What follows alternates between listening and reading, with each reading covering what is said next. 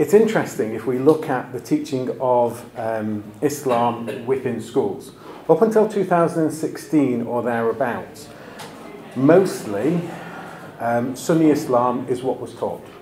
There was no mention of Shi'a Islam or any other expression of Islam until you got to A level at the very earliest.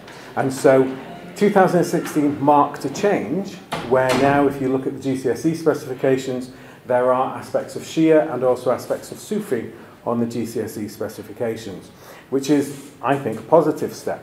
But it has also kind of had us reconsider what we mean by Islam when we teach it, because oftentimes we've just taught the chocolate box. Kind of, this is what Islam is, this is what Muslims believe. And there's a man called Brine who was HMI for Ofsted and for RE. And he said, we need to actively question the idea that there is such a thing as true or real Islam. There are just lots of different Islams. Some forms are pleasing to the eye, others are distasteful, but they're all versions of Islam. And so it's recognizing that sometimes religion as we teach it, or Islam as we teach it, is not as neat and as packaged as perhaps we would suggest. Religion is messy. Not just Islam, every religion is messy. It's about an individual expression. Now, from an outsider's perspective, I'm trying to understand what lies at the core of Islam, what makes somebody a Muslim.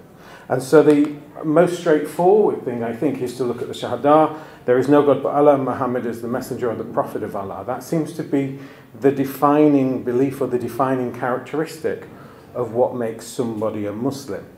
And again, it's supported by the Quran. You who believe, obey God and the messenger, Prophet Muhammad, and those in authority among you. If you're in dispute over any matter, refer it to God and the messenger. So the central aspects of Islam, what makes somebody a Muslim from my perspective, and I may be very wrong, is the idea that there is one God and Muhammad is his prophet.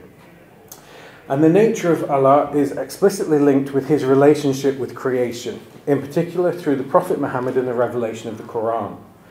Muhammad is the most important of the messengers of Allah and is taught to be the seal of the prophets.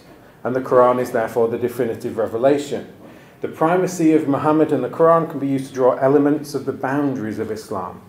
If we use Baha'i as an example, they were a movement who, while having roots in Islam, placed themselves outside of the realm of Islam because of their teaching about the person of Baha'u'llah and the position of Muhammad as only one manifestation of God.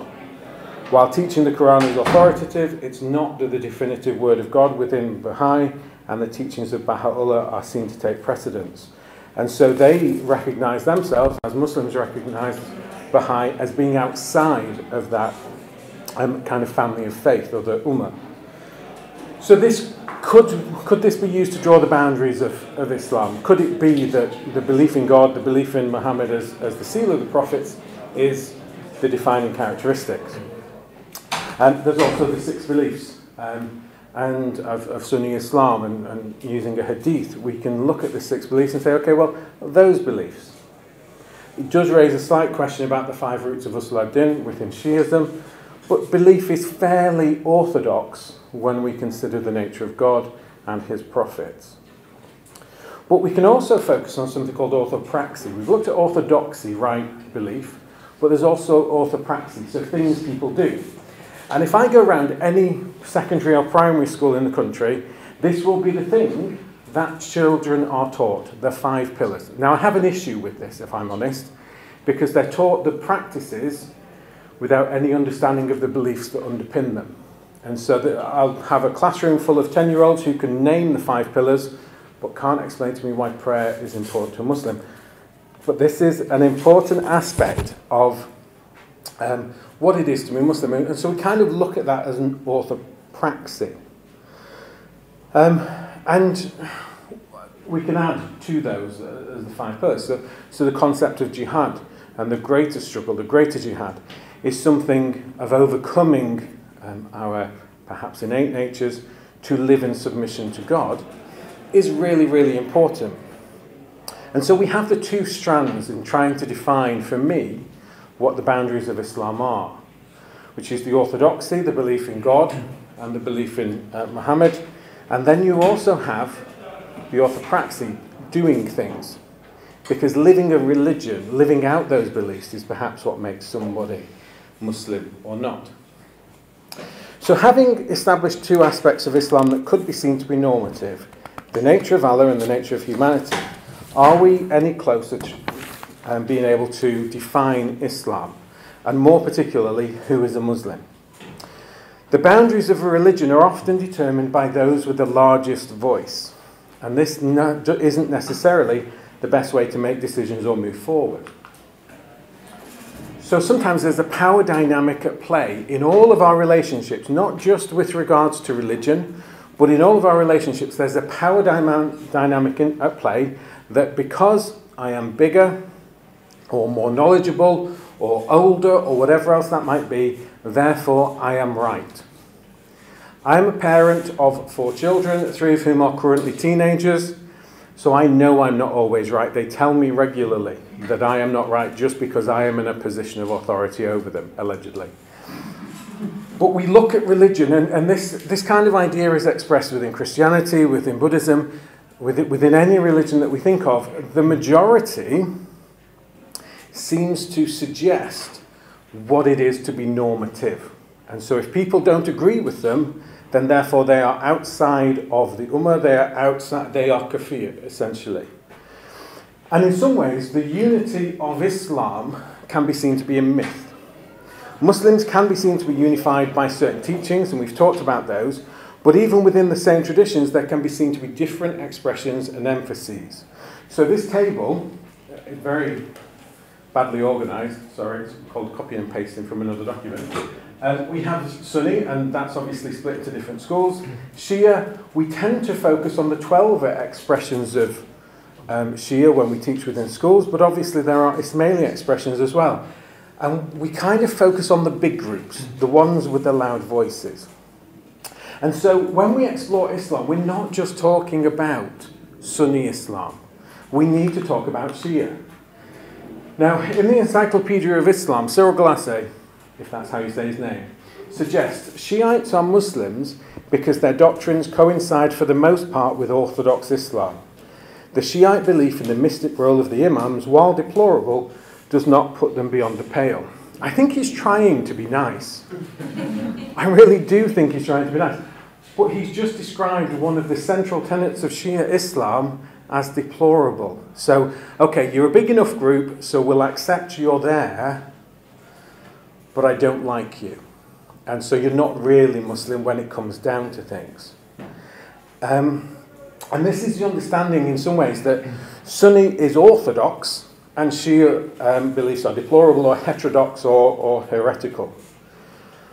Contrary to this, Shia Muslims would describe their version of Islam as the authentic expression taught by the Prophet Muhammad and continued by his successors, the Imams. It's interesting, I got a letter of complaint once. I work with an examination board. I got a letter of complaint in the old specifications, and it was about essentially we were saying that Sunni was the authentic or the normative expression of Islam.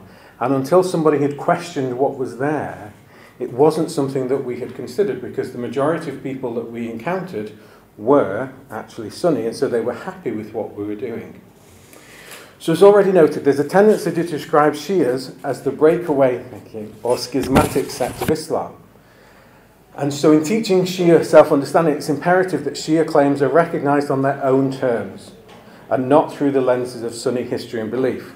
This is not to suggest that the differences cannot be examined. Indeed, they provide a rich area of discussion, but they need to be examined on their own terms, not through a Sunni lens. Now, a more controversial aspect is Ahmadiyya Islam.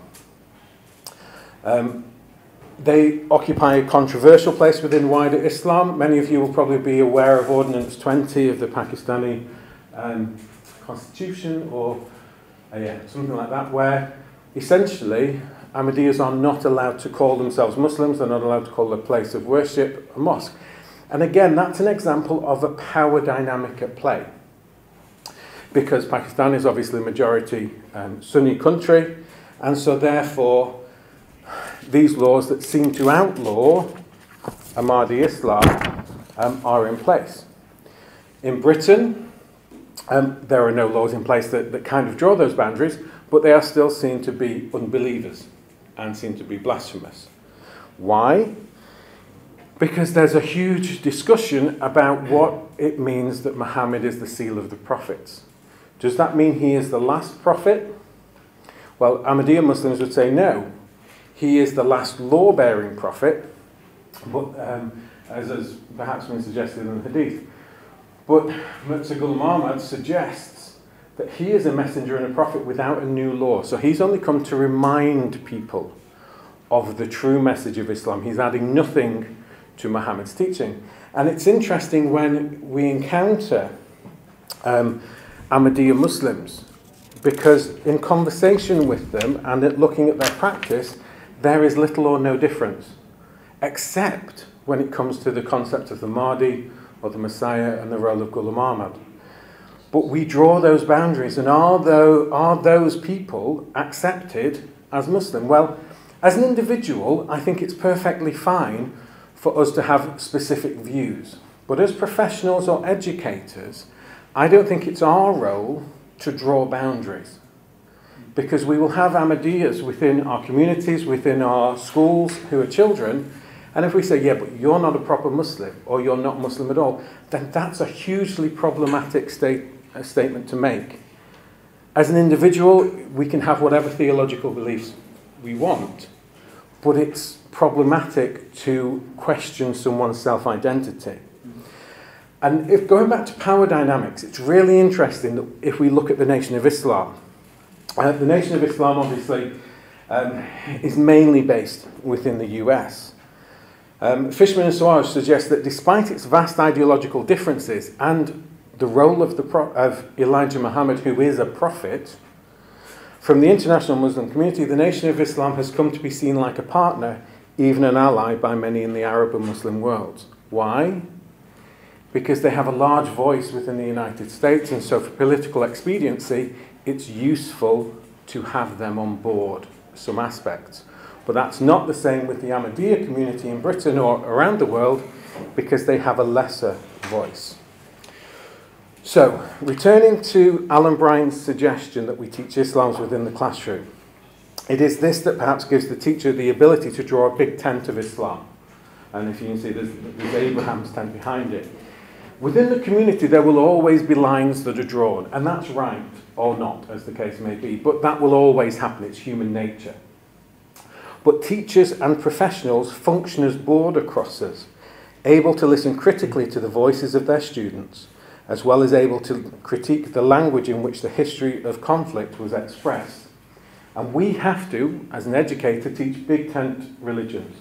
Whatever our personal views about the Christianness or the Muslimness, that's not a word, by the way, or any other religion of a particular group, the self-identification becomes important.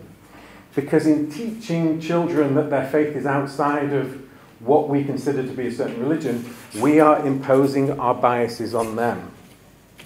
And that's wrong. And it may be at odds with our personal views, but I think the only approach open to us as professionals, because it asks the question, who owns a religion? Who gets to draw those boundaries?